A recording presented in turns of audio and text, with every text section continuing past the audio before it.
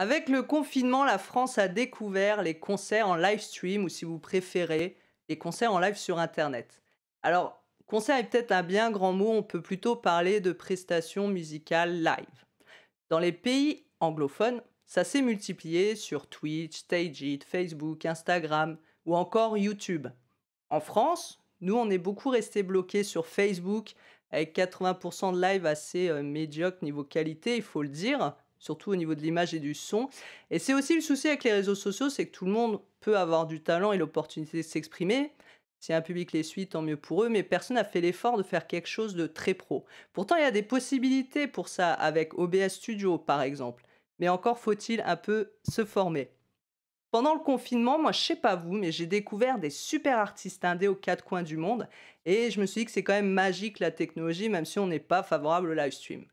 Le souci aussi, c'est pendant cette période, les lives étaient gratuits. Et c'est cool vraiment. Il faut aussi du live accessible pour ceux qui n'ont pas les moyens. Là où je veux en venir, c'est que même proposer un chapeau virtuel ou une entrée à 3 4 € sur un live fut mal perçu.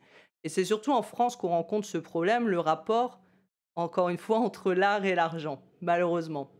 En avril, j'ai organisé un des premiers festivals en live stream et je voulais mettre un lien PayPal pour soutenir un peu les artistes qui galéraient aussi et qui participaient. Et ça n'a pas été très bien reçu.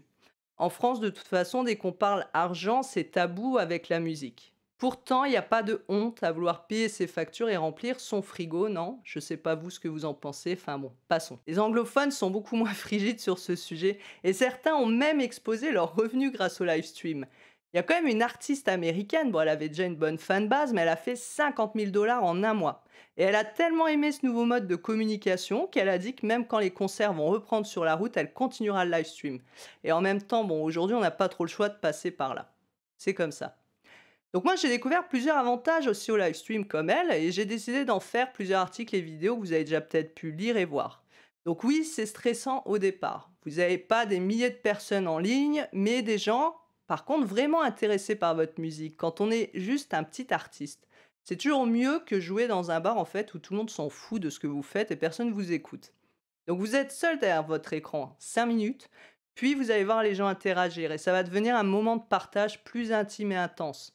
La relation entre le public et vous est totalement différente qu'un live et vous pouvez vous permettre plus de choses aussi.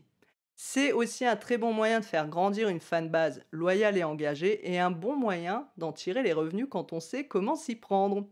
Et du côté du public, certains m'ont fait remarquer que c'était top le live stream parce qu'ils n'ont pas forcément la santé ou les moyens financiers d'aller en concert, ou alors avec les enfants, c'est un peu compliqué. Et pour ceux qui aiment aller en concert, bah, ils ont vécu une autre expérience avec l'artiste. Bon, c'est sûr, ils sont pressés que les vrais concerts, entre guillemets, reprennent.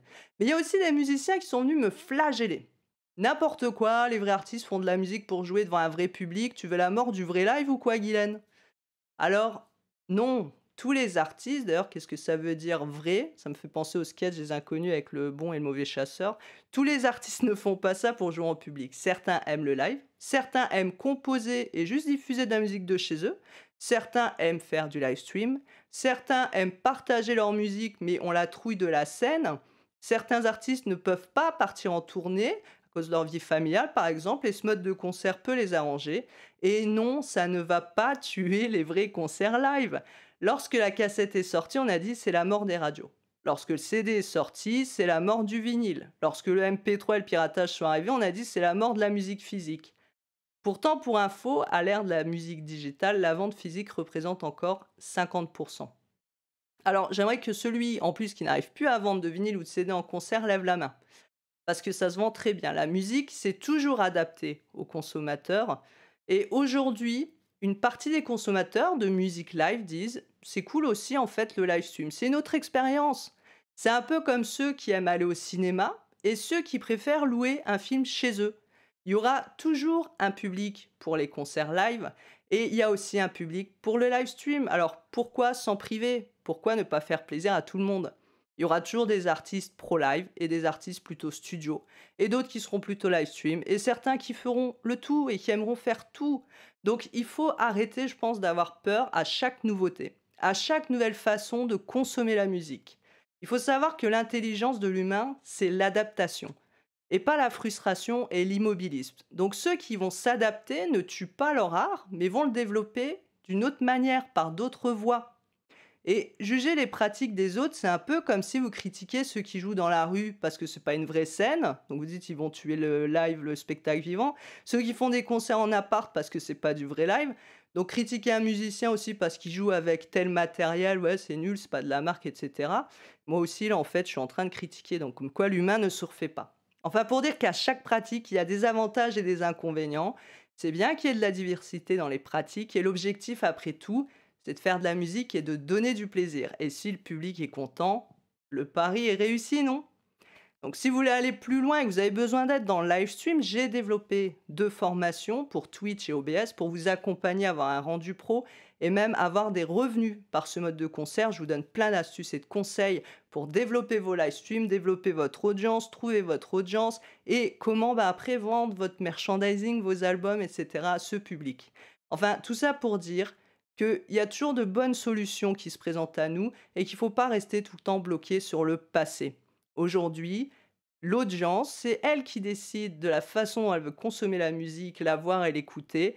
Et c'est pas parce qu'il y a une nouvelle technologie qui sort que ça va tuer tout le reste. D'ailleurs, même les cassettes audio, ça commence à revenir.